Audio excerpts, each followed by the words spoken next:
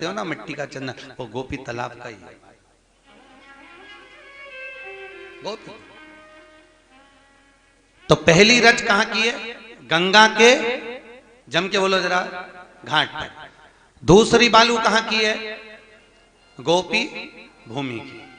और तीसरी पुष्करणी। तीसरी बालू कहां की है? पुष्करणी। पुष्करणी कहां पर है? जम के बोलो। अजमेर में पुष्करणी कहां से आ गई?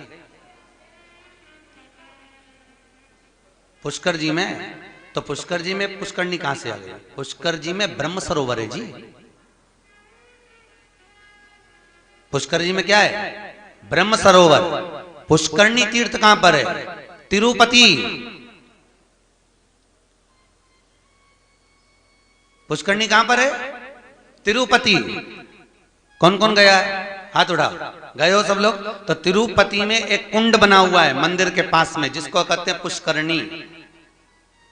ध्यान रखना, एक वेंकटेश भगवान की मूर्ति का दर्शन आप तिरुपति में करते हो, और दूसरी एक मूर्ति पुष्करणी में 12 महीने जल के अंदर स्थिर रहती है। केवल वर्ष में एक बार ही निकलती है महाराज, और वो भी 3 घंटे के लिए। और उसको भोजन कराकर उस मूर्ति को वापिस जल का अधिवास करा दिया जाता है। पुष्करणी। तो पहली बालू कहां की है? गंगा के घाट की। बोलते जाओ। दूसरी गोपी भूमि की। तीसरी पुष्करणी।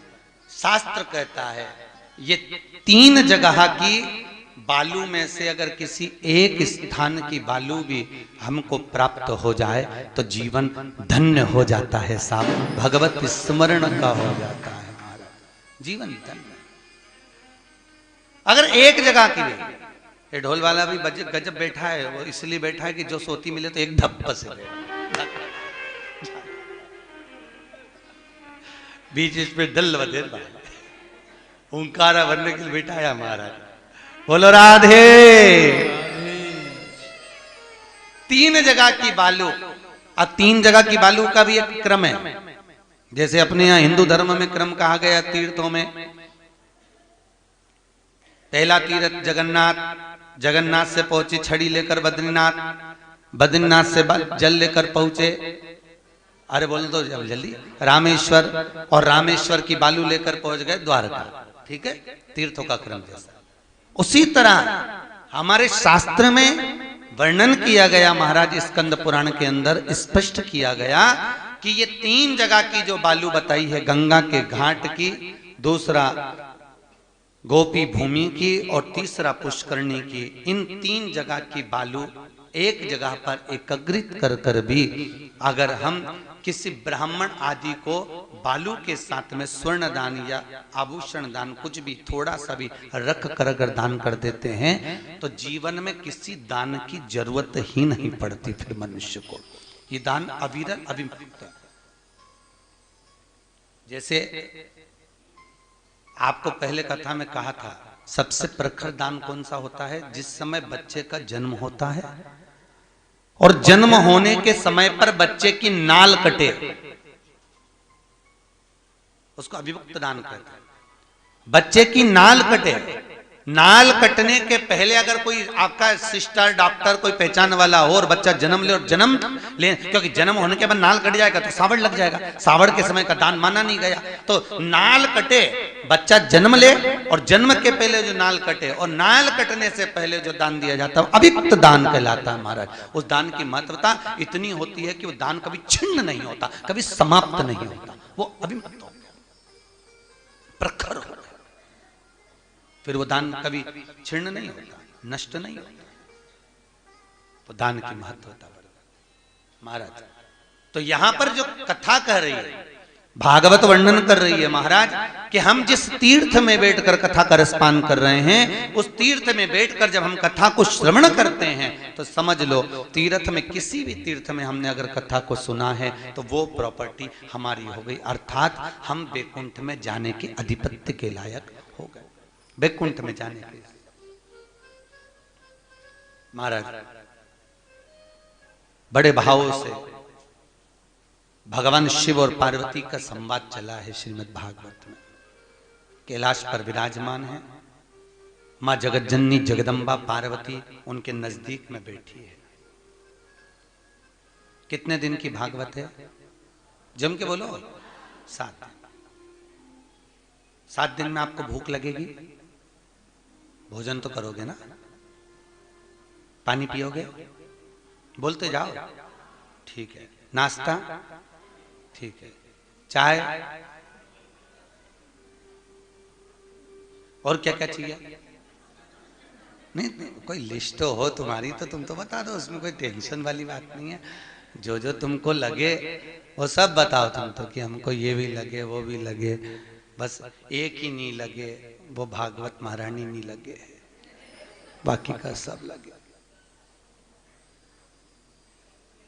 खाने में पोहा और जलेबी को स्वाद आए, रोटी चावल का स्वाद आए, और कथा में आए तो नींद आए, तो स्वाद आए। सबसे कठिन है भागवत में पहला दिन निकालना। ईमानदारी की बात करें, क्यों? सबसे पहला दिन, क्योंकि तुम्हारी ऐसी आदत है, खाया पिया, ऐसी आदत जो पड़ी हुई है ना, तो वो आदत के कारण अब बीच में ये 3 घंटे की कथा फंस गई। अब वो जो कथा फंसी है, अब इसको एडजस्ट शरीर करे थोड़ा, तो पहला दिन बड़ा भारी रहता है। अच्छे अच्छे कथाकार भी कथा कहनी, तो पहला दिन तो, क्योंकि वो इस मन को परमात्मा तक ले जाना, थोड़ा अब बाल्टी कुएं में डालना है तो थोड़ी रस्सी तो छोड़ना पड़ेगी, थोड़ा समय तो लगेगा उसमें, पर चित्त वृत्ति को परमात्मा तक ले जाना थोड़ा पहला दिन भारी पड़ता है महाराज। तो आप ये ना सोचना ढोल वाला बिठा के रखा है, ऐसे तो कोई ऐसा सोचना मत, कोई दिक्कत, बस इस मन को परमात्मा तक लेकर जाना है अपने को, बड़े मस्ती में, बिल्कुल अलमस्त होकर। किसी भी कथा में पहुंचो तो ऐसे नहीं पहुंचना कि किसी ने मार ठोक के बिठाया, बिल्कुल चकाचक होकर बैठो। क्यों? पहले भी आपको कथा में कहा, किसी मंदिर में जाओ, किसी तीर्थ में जाओ, गुरु के दरवाजे पर जाना तो मुंह उतार कर मत जाना, बड़े प्रसन्न में जाना, भले दुख ढेरो, बहुत कष्ट है, बहुत दुख है, बहुत तकलीफ है, फिर भी प्रसन्न रहो। क्यों? तो भगवान को भी लगेगा इतना दुख देने के बाद भी कितनी मुस्कुरा रही है, तो अब इसको करूं क्या, इतना दुख दिया तो मुस्कुरा रही है। तो भगवान भी लक्ष्मी से कहेंगे, अब एक काम करो, ये दुखी होने पे भी मुस्कुराती है, एक काम करो, इसको तो सुखी सुख दे दो, फिर तो खत्म काम, ये मुस्कुराती रहे, प्रसन्न चित्त में रहे, आनंद में रहे, इसको प्रसन्नता के लिए सुख दे दिया जाए। और जो मालूम पड़े 24 घंटे धापो की बाई की तरह मुंह उतार के 24 घंटा मुंह उतरा रहे, कथा में भी बैठे तो ऐसी बैठे जैसे किसी ने मार ठोक के बिठाया, तो भगवान भी काहे को आ गई, इससे तो इंदौर में ही अच्छी थी, काहे को अब यहाँ आई है तो जरा प्रसन्न रहो, खूब आनंद में, खूब दोनों टाइम प्रसादी पाओ, नाश्ता करो, चाय पियो, दोनों टाइम चकाचक दर्शन करो, गंगा नहाओ, खूब आनंद में से है, खूब प्रेम भाव से। वहां पर इंदौर में रहते तो स्विमिंग पूल के 500 रुपए रोज देते, सही है कि गलत है? पड़े रहने के, तो तुम भी यहाँ पर पड़ी रहो, 500 रुपए यहाँ दो, कौन मना कर रहा था? अरे बोलो तो सही है कि गलत है? माँ तो तुम लोग 500, कल ही कह रहा था, हम तो 500 रुपए रोज देते, हम लोग तो शाम के टाइम जाते पति और हम दोनों, और स्विमिंग पूल में खूब नहाते। हमने कहा 500 रुपए माँ देते, अब यहाँ कूद जा, 500 यहाँ जमा कर, उसमें क्या दिक्कत?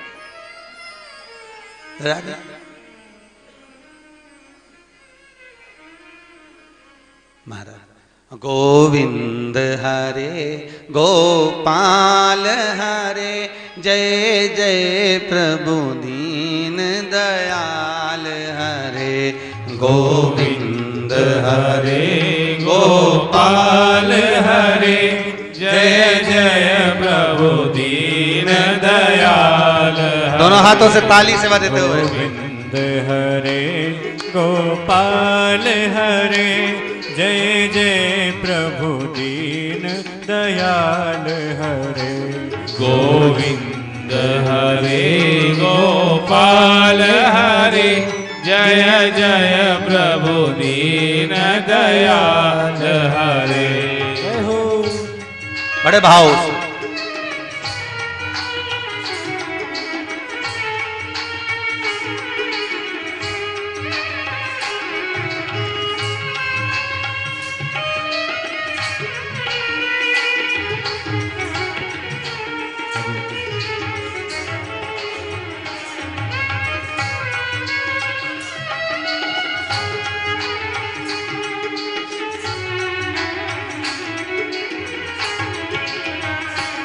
जय जय प्रभु दीन दयाल हरे, जय जय प्रभु दीन दयाल हरे, जय जय प्रभु दीन दयाल हरे, जय जय प्रभु दीन दयाल हरे।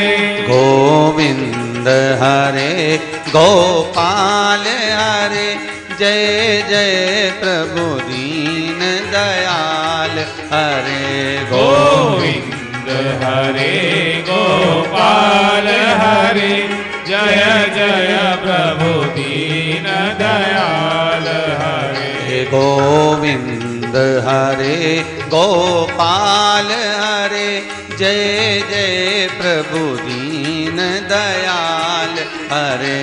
गोविंद हरे गोपाल हरे, जय जय प्रभु दीन दयाल हरे। ओ जय जय प्रभु दीन दयाल हरे, जय जय प्रभु दीन दयाल हरे।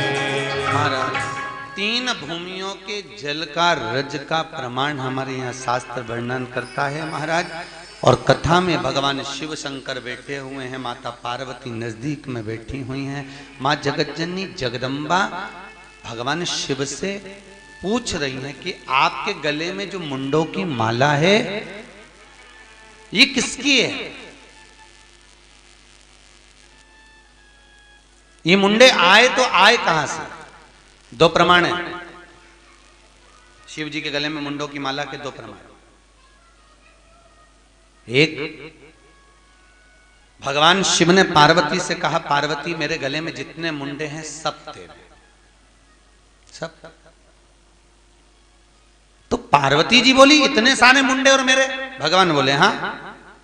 तो शंकर भगवान से पार्वती जी ने पूछा इतने मुंडे मेरे हैं? हाँ। शिव जी बोले तू इतनी बार मर चुकी है, तेरे प्राण छूट चुके हैं। अच्छा, गिन लूं क्या? शंकर भगवान ने कहा गिन ले। और जो पार्वती जी ने गिनती लगाई, 51 मुंडे शिव जी के गले में थे। आप सबको मालूम होगा, शिव महापुराण में लिखा है पार्वती का जन्म 52 नंबर का है। कौन से नंबर का है? 52वें नंबर का। उमाखंड शिव महापुराण उसमें वर्णन लिखा है। शिव महापुराण के उमाखंड में कहा 51 बार माता पार्वती का जन्म शंकर के संग में हो चुका था। कभी उमा, कभी कात्यायनी, कभी चंद्रघंटा, कभी कुष्मांडा, कभी स्कंदा, ऐसे माता, कभी सती, ऐसे ना जाने माता के कितने कितने जन्म पहले हो चुके हैं। और 52वें नंबर का जन्म है माता पार्वती का शिव के सम्मुख। तो पार्वती जी बोली प्रभु ये सारे मुंडे मेरे? हाँ। इतने में भगवान शंकर बोले सब तेरे, सब तेरे। होता है, आपको पहले भी कथा में कहा, पति के गले में कोई चेन पड़ी रहे और पत्नी पूछ लेती है क्यों जी ये चेन कहां से आई? तो पति बोलता है जब घोड़ी चढ़ के तेरे दरवाजे पर गया था, तोरण लगाया था, तब तेरे पिताजी ने मेरे गले में एक चेन डाली थी। बस वो एक ही चेन इतनी भारी पड़ गई कि उस दिन से मैं खुद बेचैन हो गया। वो एक चेन इतनी भारी।